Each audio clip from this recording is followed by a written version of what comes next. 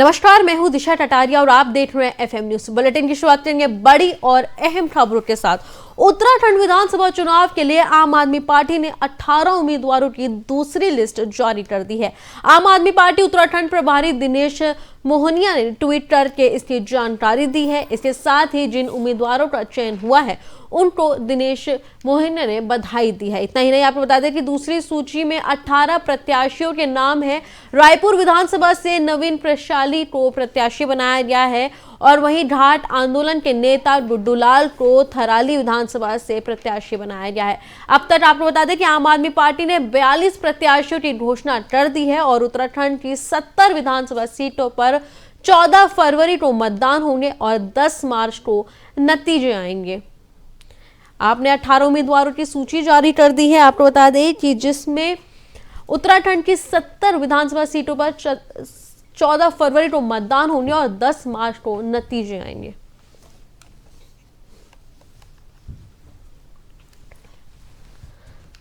आपको बता दें कि आप उत्तराखंड में 14 फरवरी को चुनाव होने हैं और 10 मार्च को नतीजे आएंगे। इस बीच आम आदमी पार्टी ने 18 उम्मीदवारों की सूची जारी कर दी है। बता दें कि अब तक 42 उम्मीदवारों को आम आदमी पार्टी सूची जारी कर चुकी है।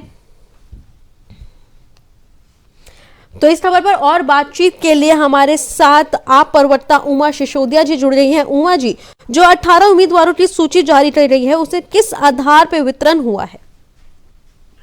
देखिए, आधार सबसे जो था वो यही है कि वो पार्टी के कुछ उनमें से बहुत पुराने कार्यकर्ता हैं, 10-10 साल पुराने कार्यकर्ता भी हैं, कुछ अपने क्षेत्र के कद्दावर लोग हैं, कुछ वो भी हैं जो पिछले 2-3 साल से पार्टी में आए हैं और लगातार अपने क्षेत्र में पार्टी की रीतियों नीतियों को पहुंचा रहे हैं।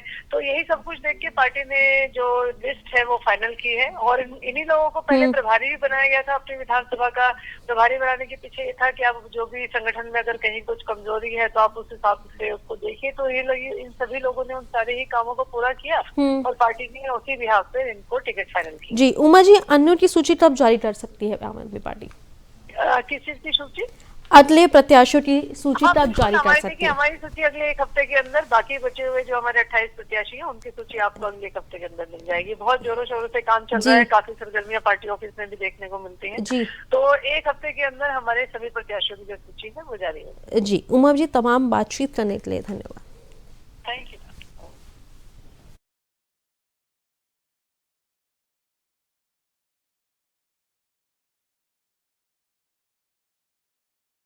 इसके साथ ही बढ़ते अगली खबर की ओर। उत्तराखंड विधानसभा चुनाव में टिकट आवंटन के लिए बीजेपी चुनाव पर्यवेक्षक हर विधानसभा में जाकर कार्यकर्ताओं से चर्चा कर रहे हैं। आज हरिद्वार पहुंचे चुनाव पर्यवेक्षकों ने प्रदेश अध्यक्ष मदन कौशिक की विधानसभा हरिद्वार नगर सीट समेत जिले के 6 विधानसभाओं में जाकर कार्यकर्ताओं से फीडबैक लिया। इतना ही नहीं, सेन धर्मशाल में गुप्त चुनाव के माध्यम से सभी मंडल अध्यक्षों और कार्यकर्ताओं ने अपना मत दिया है। इतना ही नहीं, पर्यवेक्षक बनकर आए भाजपा के प्रदेश मंत्री आदित्य चौहान ने बताया कि पार्टी की नीतियों के तहत टिकट आवंटन के लिए कार्यकर्ताओं से फीडबैक लिया जा रहा है।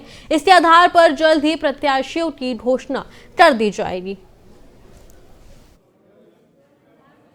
ये एक भारतीय जनता पार्टी की एक निरंतर चलने वाली प्रक्रिया का एक अंग है।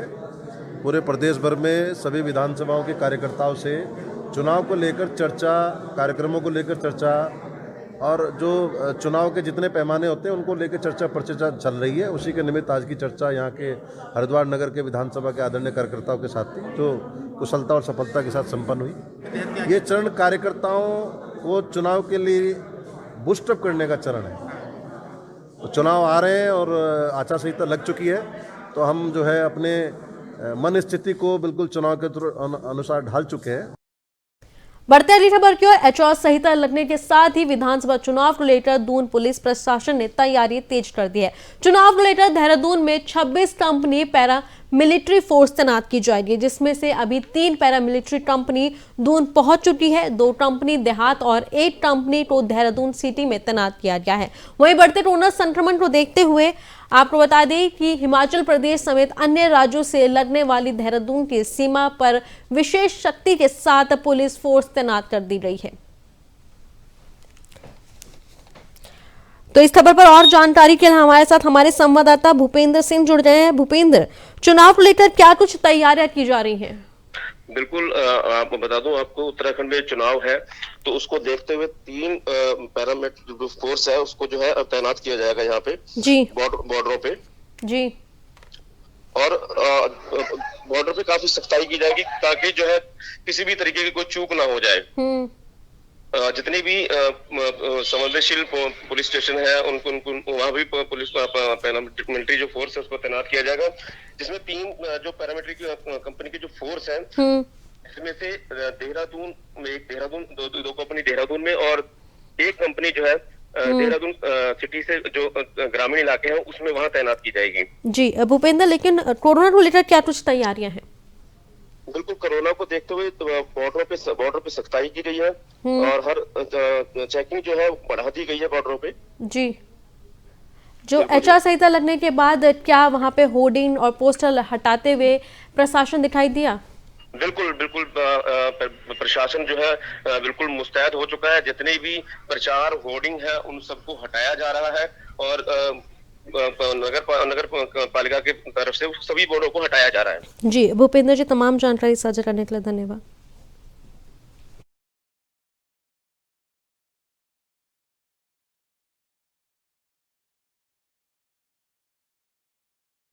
बढ़ते अगली खबर की ओर। नैनीताल उधम सिंह नगर लोकसभा सीट से सांसद और केंद्रीय रक्षा राज्य मंत्री अजय भट्टा की कोरोना रिपोर्ट पॉजिटिव आई है। उन्होंने खुद ट्वीट पर इसकी जानकारी दी है। केंद्रीय रक्षा राज्य मंत्री अजय भट्टा से पहले केंद्रीय रक्षा मंत्री राजनाथ सिंह की भी कोरोना रिपोर्ट पॉजिटिव आई थी। आपको बता दें कि अजय भट्ट ने ट्वीट कर कहा कि उनमें कोरोना के हल्के लक्षण थे, जिसकी वजह से उन्हें कोरोना की टेस्ट कराया था, जिसकी रिपोर्ट पॉजिटिव आई है। उन्होंने खुद को घर में आइसोलेट कर लिया है। जो लोग पिछले कुछ दिनों से उनके संपर्क में आए हैं, कृपया आइसोलेट हो जाएं और जांच कराएं। अजय भट्ट इस समय दिल्ली में है। इससे पहले रक्षा मंत्री राजनाथ सिंह भी कोरोना वायरस से संक्रमित हो रहे थे। उन्होंने भी ट्वीट पर इस बात की जानकारी साझा की थी।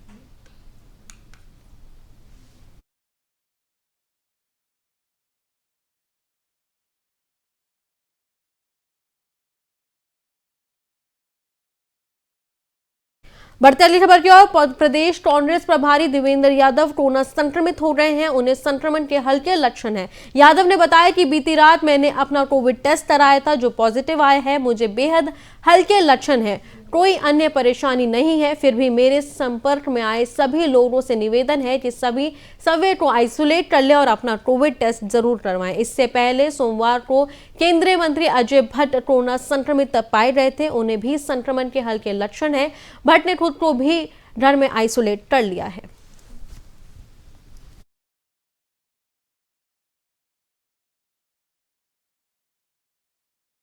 बढ़ते अगली खबर की ओर। कोरोना संकट के बीच देश में 14 तारीख को मकर संक्रांति का त्योहार मनाया जाएगा। इस दिन गंगा में डुबकी लगाने के लिए काफी महत्व माना जाता है। देश के कौन कौन से श्रद्धालु गंगा में आस्था की डुबकी लगाने के लिए आते हैं, लेकिन इस बार कोरोना की तीसरी लहर जमकर कहर बरपा रही है।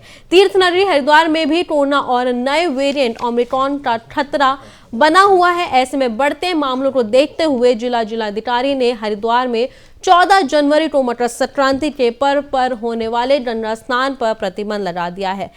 इस आदेश के साथ हर की पौड़ी क्षेत्र पर बाहर से आने वाले श्रद्धालुओं के साथ साथ स्थानीय लोगों के प्रवेश पर भी प्रतिबंध लगा दिया गया है। इसके साथ साथ आपको बता दें कि जिलाधिकारी ने इस संबंध में आदेश भी जारी कर दिया है और इसके साथ ही ये भी कहा है कि आदेश न मानने वालों पर कानूनी कार्रवाई की जाएगी। बता दें कि संक्रमण न फैले इसलिए ही जिला प्रशासन द्वारा गंगा स्नान पर रोक लगाई गई है।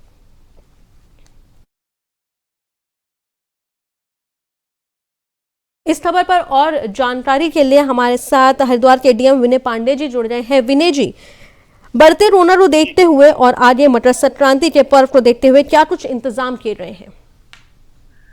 देखिए, पिछले कुछ दिनों से इस चीज को हम लोग ऑब्जर्व कर रहे थे जी। हरिद्वार में कोविड के जो केसेस थे उनके नंबर्स बढ़ रहे थे और जो पॉजिटिविटी रेट था वो भी इंक्रीज हो रहा था जी। और इसको ध्यान में रखते हुए हम लोगों ने जो मकर संक्रांति का स्नान था, जिस पर न केवल जनपद हरिद्वार के बल्कि प्रदेश से और प्रदेश के बाहर से भी काफी बड़ी संख्या में स्नानार्थी आते हैं, तकरीबन लाखों की तादाद में होते हैं, उसको रोकना आवश्यक था। अन्यथा कोरोना की स्थितियां और खराब हो सकती थी। जी इसीलिए यह आदेश पारित कर दिया गया है जी कि मकर संक्रांति स्नान को प्रतिबंधित किया गया है जी और किसी भी जनपद से बाहर के भी व्यक्तियों को या जनपद के अन्य क्षेत्र के भी व्यक्तियों को, प्रदेश से भी आने वाले सभी व्यक्तियों को इसमें यहाँ आने की अनुमति नहीं होगी। जी कुल मिलाकर आप ये मान सकते हैं कि स्नान पूर्णतः प्रतिबंधित कर दिया गया है। जी विनय जी, ये भी कहा जा रहा है कि हरिद्वार के साथ साथ ऋषिकेश के भी सारे घाटों को बंद कर दिया गया है। देखिए, ऋषिकेश जनपद देहरादून के अंतर्गत आता है जी। उसके बारे में मैं आपको नहीं बता सकता जी मैं केवल आपको हरिद्वार में जो आदेश मैंने पारित किए हैं जी मैं उसके बारे में बता रहा हूँ जी और उसमें ये भी लिखा गया है, आदेश में मेरे द्वारा निर्देशित किया गया है जी यदि कोई इसका उल्लंघन करेगा तो पैंडेमिक एक्ट और डिजास्टर मैनेजमेंट एक्ट की जो रिलेवेंट प्रोविजंस हैं उसके तहत उनके विरुद्ध कठोरतम कार्रवाई की जाए। जी विनय जी, तमाम जानकारी साझा करने के लिए धन्यवाद।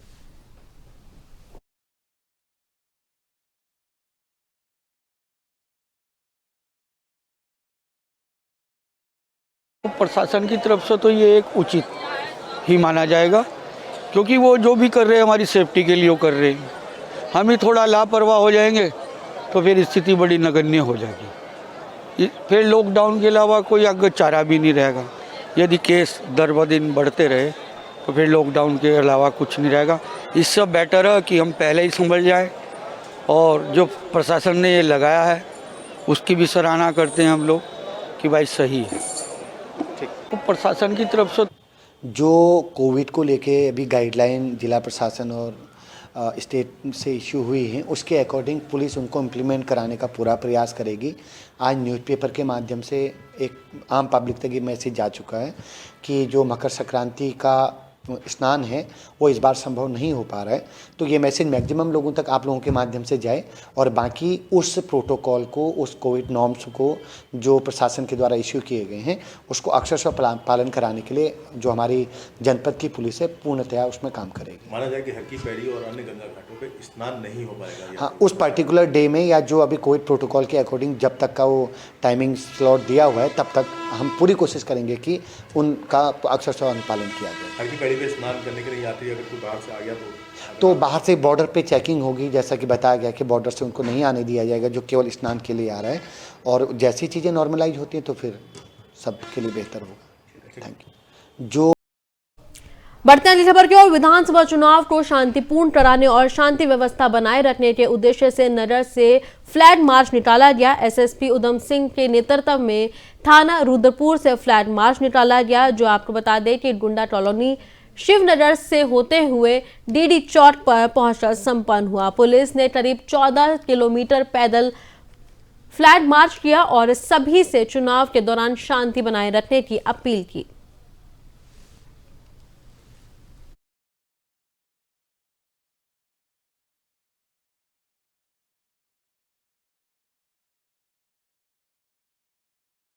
बढ़ते अगली खबर की ओर। मुख्यमंत्री धामी ने प्रेस कॉन्फ्रेंस के दौरान पीआरओ नंदन सिंह बिष्ट के बहाली पर उठाए गए सवाल पर सीएम धामी का बयान सामने आया है। सीएम धामी ने कहा है कि छोटा सा पीआरओ कोई बड़ी बात नहीं है, मामले की जांच कर ली गई है और जांच में पीआरओ निर्दोष साबित हुआ है, इस वजह से उसकी बहाली कर दी गई है। दरअसल नंदन सिंह बिष्ट द्वारा ठन के काम को लेके वाहन को छोड़ने के लिए पुलिस को मुख्यमंत्री कार्यालय से पत्र लिखा गया था। इस पत्र में वायरल होते हुए सूबे पर बवाल मचा था और विपक्ष ने खुद मुख्यमंत्री पर अवैध खनन की प्रत्यय देने का आरोप लगाया था। बता दें कि बढ़ते बवाल को देखते हुए मुख्यमंत्री पुष्कर सिंह धामी ने तुरंत संज्ञान लिया था और पीआरओ नंदन सिंह बिष्ट को निलंबित कर दिया गया था, लेकिन अब उसे बहाल कर दिया गया है।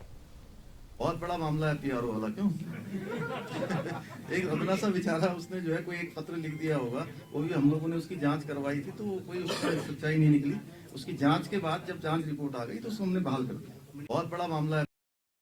बढ़ती अगली खबर की ओर। नगर निगम में मुख्य नगर स्वास्थ्य अधिकारी के पद पर हुई डॉक्टर अविनाश खन्ना की नवीन तैनाती विवादों पर घिर रही है। डॉक्टर खन्ना के पदभार लेने व पुराने अधिकारी के तबादले को लेकर कांग्रेस ने चुनाव आयोग में शिकायत की है। आरोप है कि सरकार ने आदर्श आचार संहिता का उल्लंघन कर यहां नवीन तैनाती की है। नगर निगम दून में मुख्य नगर स्वास्थ्य अधिकारी के पद पर विवाद लगातार बढ़ता ही जा रहा है। शासन के आदेश पर निगम में उक्त पद पर भेजे गए डॉक्टर अविनाश खन्ना को पहले तो निगम प्रशासन ने चार्ज ग्रहण करने नहीं दिया, मगर आचार संहिता लागू होने के 2 दिन बाद सोमवार सुबह नवीन तैनाती दे दी गई है। इससे पहले मुख्य नगर स्वास्थ्य अधिकारी की जिम्मेदारी देख रहे डॉक्टर कैलाश जोशी को रिलीफ कर स्वास्थ्य महानिर्देशालय पर मूल तैनाती पर भेज दिया गया था। आचार संहिता प्रभावी होने के उपरांत हुए इस फेरबदल को कांग्रेस ने मुद्दा बना चुनाव आयोग में दस्तक दे दी है। कांग्रेस के वरिष्ठ नेता व पूर्व दर्जाधारी अशोक वर्मा ने राज्य सरकार पर चुनाव को प्रभावित करने का आरोप लगाया है। शिकायत में वर्मा ने कहा है कि सरकार ने नगर निगम के स्वास्थ्य अधिकारियों को 2 बार तबादले किए, मगर बाद में रोक दिए। अब आचार संहिता लागू होने के बाद निगम में पुराने अधिकारी को रिलीव कर नए अधिकारी को चार्ज दे दिया है। लाइनमैन हूँ, मैं यहाँ पे शटडाउन देने के लिए आया था। जैसे ही मैं शटडाउन देने के लिए आया था, मैं उधर रोड के उस पार खड़ा था, तो जो करंट ड्राइवर है वो पट्टा बांधने के लिए आ रहा था, तो उसने जैसे झोंका पट्टा बांधने के लिए, तो वो देखा डेड बॉडी पड़ा नीचे। तो वो हमें बुलाया कि संजीव भाई इधर आओ, देखो ये डेड बॉडी पड़ी है। उसके बाद मैंने तुरंत पुलिस को सूचना दे दी। लाइनमैन हूँ। उत्तराखंड में जैसे जैसे चुनाव का समय नजदीक आता जा रहा है, वैसे वैसे ही चुनाव रोमांच भी बढ़ता ही जा रहा है। जहां एक तरफ नगर निगम रुड़की के 14 पार्षदों ने भाजपा को अपना इस्तीफा सौंपा है, जिसके बाद नगर की राजनीति गरमा रही है। इसके चलते रुड़की में वरिष्ठ कांग्रेस नेता हंसराज सचदेवा के नेतृत्व में कांग्रेसियों ने पत्रकार वार्ता का आयोजन किया, जिसमें वरिष्ठ कांग्रेस नेता हंसराज सचदेवा ने कहा है कि भाजपा के 14 पार्षदों के इस्तीफा पूरी तरह से भाजपा सरकार की विफलता है और भाजपा सरकार जिस प्रकार से कार्य कर रही है उसमें नुकसान आम आदमी व आम जनता का हो रहा है। जिन 14 पार्षदों ने आज मीडिया के माध्यम से हमें पता चला कि भाजपा से इस्तीफा दे दिया, हमारा दिल से उनका स्वागत है। वो हमारी पार्टी में कांग्रेस में आए और कांग्रेस का काम करें। कांग्रेस की सरकार बनने जा रही है। अगर उनको भाजपा में अच्छा लगता तो वो इलेक्शन के टाइम में 14 जने भाजपा ना छोड़ते। तो हमने आज जो मीटिंग करी है वो इसलिए करी है कि वो 14 के 14 कांग्रेस में आए, उनका वेलकम है, स्वागत है और हाई लेवल पे हम उनकी ज्वाइनिंग कराएंगे, उनका धन्यवाद करेंगे, वेलकम करेंगे। जिन 14 पार्षदों ने बढ़ती अगली खबर की ओर, भारत चुनाव आयोग ने उत्तराखंड में चुनाव की तारीखों का ऐलान कर दिया है। उत्तराखंड में आदर्श आचार संहिता लागू हो चुकी है। आचार संहिता लगते ही प्रशासन भी अब हरकत में आ गया है। पुलिस अब अलर्ट मोड में नजर आ रही है। एक तरफ जहां सरकारी संस्थाओं से सभी राजनीतिक पार्टियों के होर्डिंग को उतार दिया गया है, अब चुनावी माहौल खराब करने वालों पर कड़ी कानूनी कार्रवाई करने का भी अल्टीमेट पुलिस ने दे दिया है। तो वहीं आज चुनाव को शांतिपूर्ण तरीके से निपटाने के लिए मालधन के सभी राजनीतिक पार्टियों के जनप्रतिनिधियों के साथ वार्ता कर चुनाव को शांतिपूर्ण तरीके से समाप्त कराने की अपील की है। आपको बता दें कि जनप्रतिनिधियों ने चौकी इंचार्ज को चुनाव में पूर्ण रूप से सहयोग करने का आश्वासन दिया है। वर्तमान में करंट में हमारा निर्वाचन होना है, उसमें आचार संहिता लागू हो चुकी है और जनप्रतिनिधियों को यहाँ पर बुलाकर मीटिंग लेने का खास मकसद यह था कि उनको क्षेत्र में जो अराजक तत्व हैं उनको अलर्ट कर दिया जाए और उनको उनको बताया गया कि अगर इस तरह की अराजक तत्व होंगे तो उनके खिलाफ हम सख्त कार्रवाई करेंगे और जो चुनाव है हमारा सकुशल निपटे। तो इन्हीं बिंदुओं को मद्देनजर रखते हुए आज क्षेत्र के सम्मानित जनप्रतिनिधियों को यहाँ पर बुलाया गया था और उनको जो आदर्श चुनाव आचार संहिता है उसके आवश्यक दिशा निर्देशों से अवगत कराया गया। वर्तमान में करंट हमेशा से विवादों में रहने वाली डोईवाला की शुगर मिल एक बार फिर से चर्चा में है। मामला गन्ना किसान का है, जहां लगभग 52 दिन मिल के पेराई सत्र का शुभारंभ हो चुका है, पर अभी तक गन्ने का भुगतान किसानों को नहीं किया गया है, जबकि गन्ना के भुगतान मात्र 14 दिन में कर दिया जाना चाहिए। इसी को लेकर किसान पिछले 1 माह से लगातार मिल प्रशासन के चक्कर काट रहे हैं, लेकिन अभी तक किसानों को उनका गन्ने का भुगतान नहीं किया गया है। किसानों का आरोप है कि शुगर मिल डोईवाला में नए ईडी की नियुक्ति की गई है, लेकिन उनके पास 2 जिम्मेदारी होने की वजह से वे शुगर मिल में नहीं बैठ पाते हैं, जिससे किसान अपनी बात को मिल प्रशासन के सामने रखने में असमर्थ है। और वहीं अपनी मांग को लेकर किसान आज शुगर मिल पहुंचे और ईडी के दफ्तर के बाहर मौन धारण कर गन्ना भुगतान की मांग की और शीघ्र में भुगतान न किए जाने पर मिल गेट पर तालाबंदी की भी चेतावनी दी है। क्षेत्र का किसान अपने आप को ठगा हुआ और छला हुआ महसूस कर रहा है कि ये अधिकारी अब वादा करके मुकर गए। और आपको एक और बात बता दूं कि प्रशासन ने एक ऐसे ईडी ला करके शुगर फैक्ट्री के ऊपर बिठा दिए हैं कि जो यहाँ किसी को भी मिलना नहीं पसंद कर रहे हैं, किसान से घृणा कर रहे हैं। किसान बार बार उनको मिलने आता है, वो मिलने के लिए तैयार नहीं है। अब भी आप देख रहे हैं कि वो यहाँ प्रेजेंट नहीं है। इससे पहले जो यहाँ ईडी का चार्ज चला रहे थे वो किसान की बात भी सुन रहे थे, चीफ इंजीनियर, और किसान के साथ ठीक से बात करते थे, किसान को समय देते थे। और 52 दिन से अधिक का समय हो गया है, जो कि एक कानूनी प्रक्रिया है कि आप 14 दिन के अंदर किसान का पेमेंट करेंगे और 52 दिन तक पेमेंट की कोई सूद नहीं है। अब उनसे फ़ोन पे वार्ता हुई तो वो कह रहे हैं कि मेरे ये जो है स्तर से ऊपर की बात है पेमेंट देना। तो हम उनसे पूछते हैं, जब आपका स्तर ही नहीं तो आपने ज्वाइन क्यों किया है? क्षेत्र का किसान अपने आप को ठग। गदरपुर में उस वक्त हड़कंप मच गया जब नेशनल हाईवे 74 पर हुई सड़क दुर्घटना में आज 3 दिन बाद ट्रक सीधा करते समय एक अज्ञात व्यक्ति की लाश मिली, जिसके बाद विद्युत विभाग के कर्मचारी द्वारा पुलिस को सूचना दी गई और मौके पर पहुंची पुलिस ने शव को कब्जे में लेकर पोस्टमार्टम के लिए भेज दिया। फिलहाल अभी तक डेड बॉडी की कोई पहचान नहीं हो पाई है।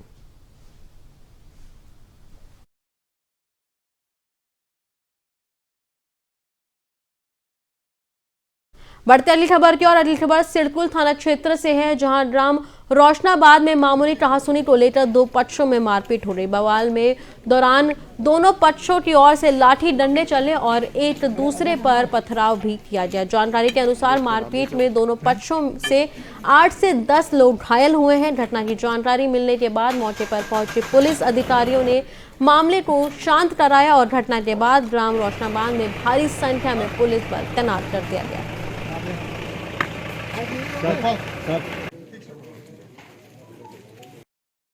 तो मेरे साथ इस बुलेटिन में इतना ही। देश और दुनिया की तमाम बड़ी खबरों के लिए देखते रहे FM न्यूज़। नमस्कार।